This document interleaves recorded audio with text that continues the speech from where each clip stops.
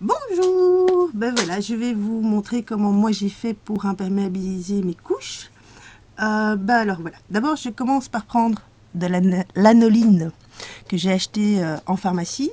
Ça m'a coûté exactement, attendez je vais vous dire ça, 5,70 € plus 62 cents pour le petit pot. On en a plein.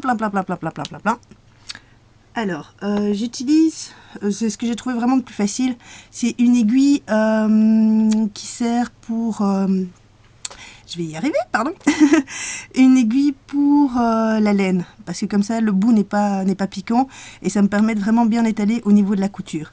Alors j'ai pris une couche flip parce que c'est les plus difficiles à faire, parce que c'est vraiment les plus foncés. Alors le petit truc que j'ai trouvé, c'est de prendre un truc très lourd pour pouvoir accrocher sur un coin. Ici j'ai pris mon pot dans lequel je mets ma petite monnaie.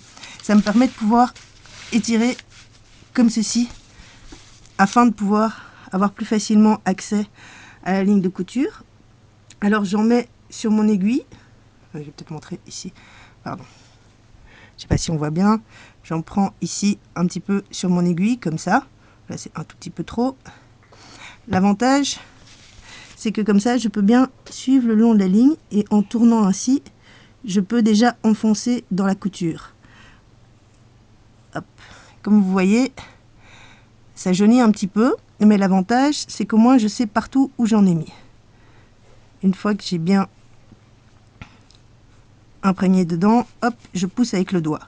Et je fais comme ça tout le long. Évidemment, pour bien faire, il est mieux de remonter aussi en haut ici sur la couche et de l'autre côté aussi. Bon, je ne vais pas tout faire ici parce que ça va être extrêmement long et un peu fastidieux à regarder, mais je le fais des deux côtés. Je trouve ça très important. Alors on pourrait le faire de l'intérieur, mais j'ai l'impression franchement que de l'intérieur, je ne vais pas accéder à toute la fibre de la couture. Donc je pense qu'en faisant comme ça, je risque de devoir le faire moins souvent.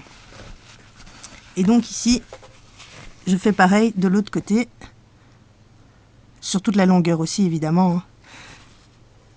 Et ici, je pense que le travail doit être un peu moins précis parce qu'on est sur le côté où c'est déjà imperméable. Pardon, excusez-moi. Et je pousse bien avec le doigt pour bien faire rentrer dans la fibre. Après, j'ai lu justement sur plein de forums de mamans canadiennes qu'elle passait au séchoir pour resserrer la fibre qui est imperméable ici.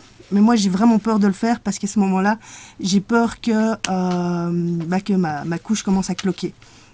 Et donc, une fois que j'ai fait ça, sur toute la longueur ou sur toute une partie, j'utilise mon sèche-cheveux et je le mets sur 1 et pas sur 2 parce que j'ai peur que ce soit trop chaud. Attention, maintenant ça va faire du bruit. Et je sèche.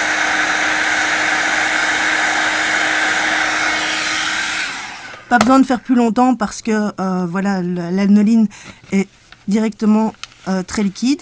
Après, je fais comme ça pour être sûr que ça rentre bien dans la fibre. Et voilà, j'ai fait ça avec toutes mes couches sur toute la longueur de ici jusqu'à ici, des deux côtés chaque fois. Et franchement, ça a vraiment sauvé mes couches. J'ai même réussi à utiliser mes couches la nuit, alors que je n'arrivais jamais à faire une nuit sans que ça déborde, en mettant simplement 2 inserts.